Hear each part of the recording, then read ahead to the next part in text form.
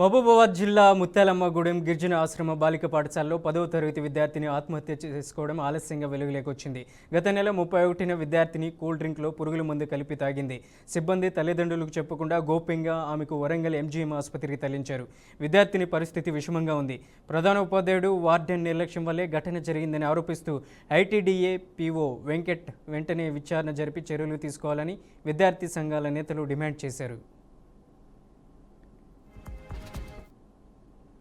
గత 3వ తారీఖున సాయంత్రం పురుగుల మందు గడ్డి మందును థమ్సప్లో కలుపుకొని తాగి అర్ధరాత్రి వాంతులు అవుతున్న సందర్భంలో తోటి విద్యార్థులు గమనించి హాస్టల్ వార్డెన్ ప్రిన్సిపల్కి సమాచారం ఇచ్చారనేటువంటిది విషయం తెలిసింది.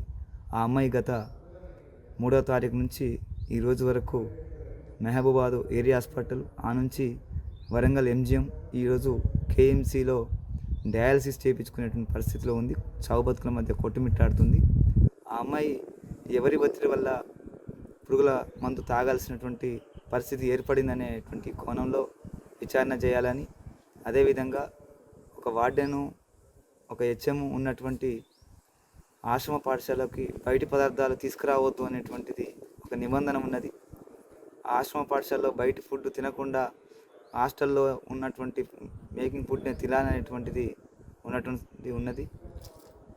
వాటిని పక్కన పెట్టి హాస్టల్ విద్యార్థులకు బయట నుంచి గడ్డి మందు తెచ్చుకొని ఆ అమ్మాయి తాగేటువంటి పరిస్థితి వచ్చినప్పుడు ఆ అమ్మాయికి ఎలా వచ్చింది, ఎంత నిర్లక్ష్యంగా ఎట్లా వ్యవహరించారనే విషయాన్ని కూడా అధికారులు గమనించి వారిపై చర్యలు తీసుకోవాలని, అదేవిధంగా అమ్మాయికి మెరుగైన వైద్యం అందించాలని పీడిఎస్యూగా మేము డిమాండ్ చేస్తున్నాం.